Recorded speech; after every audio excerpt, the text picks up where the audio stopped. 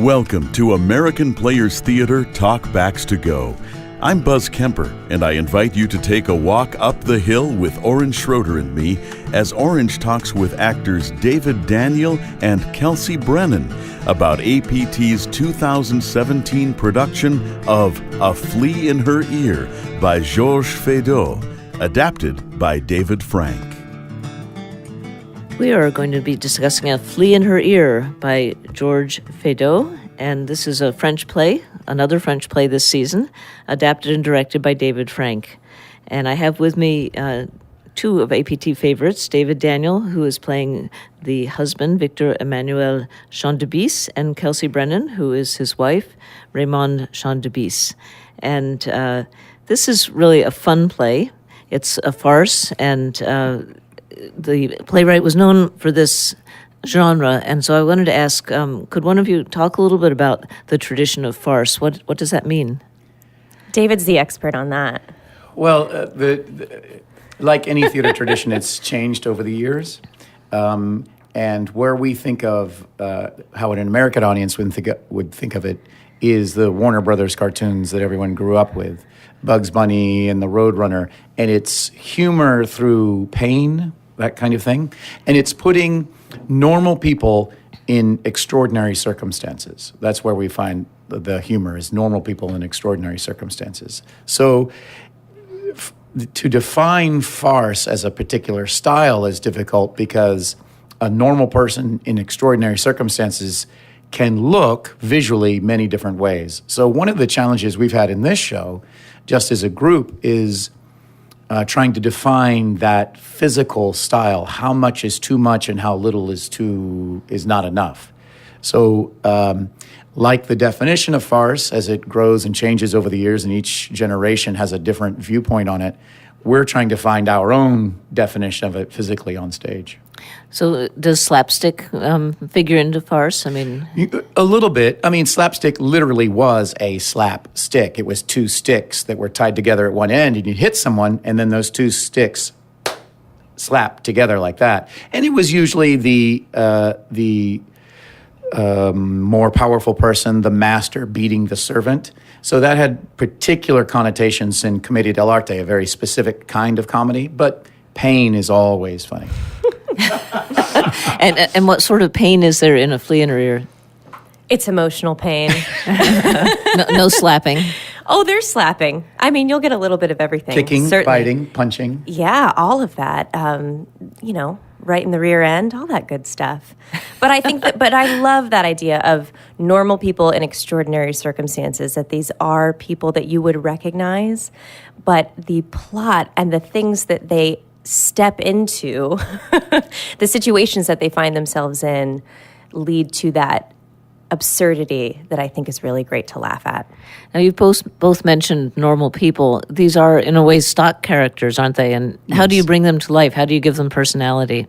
Well, I think there is also something to be gained by leaning into the stock nature of these characters. I think that's something that you can't be too afraid of. I mean, they are stereotypical, and that is a way into the comedy in a lot of ways. But in the playing of it, it's like any other role where you have to find the hook in what you identify with. And what I focus on is finding the contradiction within the character. What's surprising about this stock character? What's something that the audience isn't going to expect about this woman who's, obsessed with the idea that her husband's cheating on her? So finding moments where she breaks that stereotype is, I think, a way to make it a little bit more complicated and interesting to watch. And how about your character, David? Oh, no, there's nothing complicated about that. No. He's, the idea of stock character sometimes can turn a lot of people off, like it's not vivid, it's not real, but, it's a husband and wife, which in itself, just those names tend to be stock names, and they have a lot of associations with them. No, it's a good man doing a good job, and then he's thrown into a whirlwind, and then they come out a little bit different on the other side. And speaking of whirlwinds and revolving things, can you talk about why this play is possible this year with APT's new stage? Well, I think it's the turning bed that is now possible on our stage. Just the stage itself is different. The sight lines are different. We have different capabilities with our stage now. And gosh, I wish I could talk about all of them, but I'm just amazed at the thought that was put into the new stage. It's unbelievable. But what it allows us is a very uber realistic stage with lots of doors, which you have to have in a farce, entrances and exits that are well timed. And this bed in the center of the stage in our second act, when you press a button on the wall, it revolves into another room. So whoever was on the bed on the other side of that wall will then be in the other room in the bed. And you can imagine when you're not expecting that as a person in a hotel room, that might lead to some funny. And it certainly does in our play. It's amazing to think that in 1907, when this play was produced, that they could do that. I mean, that they had that technical ability. Oh, it's wonderful, the kind of operations and going on they had for special effects in theater at that time. Oh, it's so amazing. It's wonderful.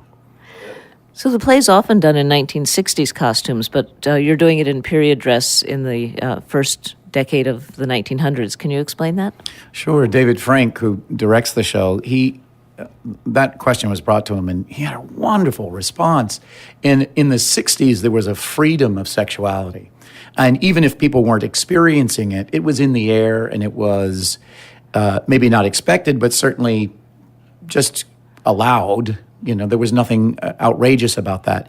And David thought that there was a lot more energy and fun in a society that was very tight and repressed and held together, and then to go to a place where we go to in the play, our hotel, where it's all free.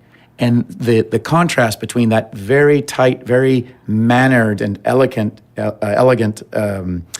society versus the free-flowing nature of sexual escapades. He thought that contrast really drove the play. And then, since we've been rehearsing, I can't imagine it any other way.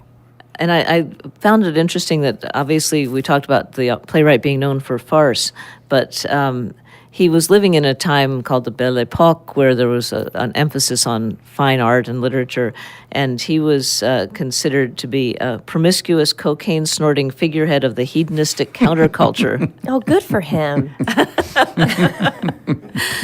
So that kind of represents a different side of culture today, too, doesn't it?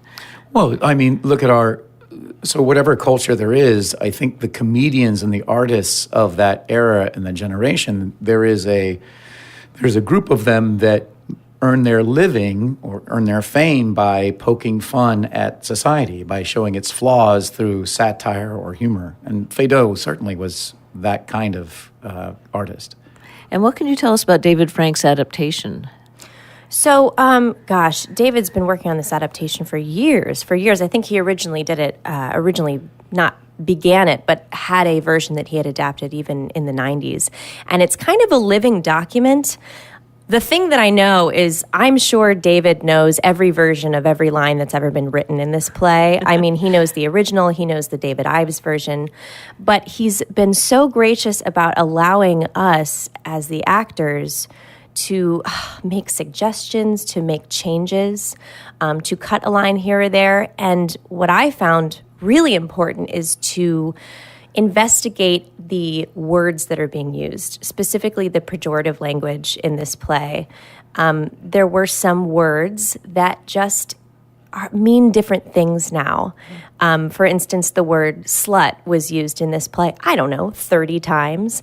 And that, of course, came from sluttish, meaning lazy, in a different time. Now it has a sexual connotation. And you have to ask yourself, is that a word I can laugh at, or is that a word that takes me out of the story of the play? And so we removed all of those because it wasn't a word that we felt comfortable laughing at. So what did you replace it with? Tart, trollop. I think there's a well-placed whore in there, maybe just one. But you can get more creative, and we are a company that loves language. So, of course, we're going to be able to create something that we just still funny, that is still not appropriate, but something that keeps us in the world of the play today. The play itself loves language, and it loves the clashing of language. So one of our characters is a Spanish speaker, and a lot of humor comes from the clash between the English and the Spanish and trying to translate or understand what he's saying. Another character is missing the soft palate of their mouth, and they can't pronounce any of their consonants. So that's another fun thing. And then just within the cast, there's still a clash of language. As we found out a couple of days ago, we have a line in the play where we talk about fancy dress. Fancy dress. And my character in particular says, I can't wait to get out of this fancy dress. And it always bothered me. And finally I went to David. I was like, can we just say something like silly costume? He goes, no, I think fancy dress is perfect. It's not a fancy dress, David. It's a bellboy's outfit. He goes, yes, fancy dress. And I said, David, what do you think fancy dress means?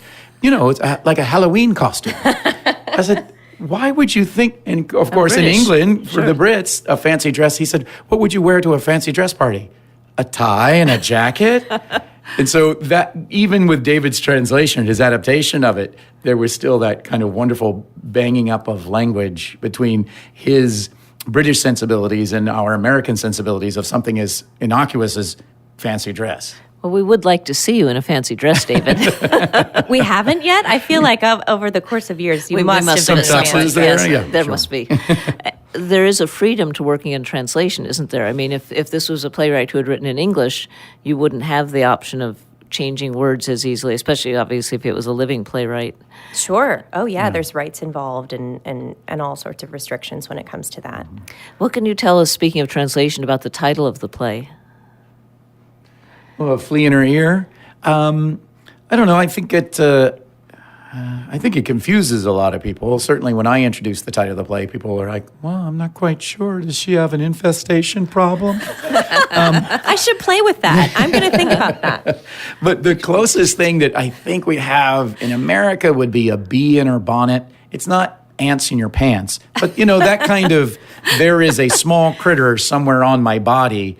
The closest I think we come in America is a bee in a bonnet. So there's something bothering you. So it's a common phrase, or used to be a common phrase, a flea in her ear. It just means that there's something bothering you. There's an itch you can't quite scratch. Or an earworm, as we might say, something that's stuck in your head. I would never say earworm, but yeah. Sure. Yeah. But the idea that she has gotten it into her mind somehow that he is Yes. being unfaithful to Yes. her. Indeed. And what is the why do we need to see farce today? Oh, my goodness. Well, it's that same idea of what can we laugh at? What can we laugh at, and what's actually offensive? And I think in our political climate right now, and just in the world, we forget sometimes that laughter is a really good way to heal. And I think there is nothing, we're not apologizing for this play. It's not highbrow. It's not Shakespeare.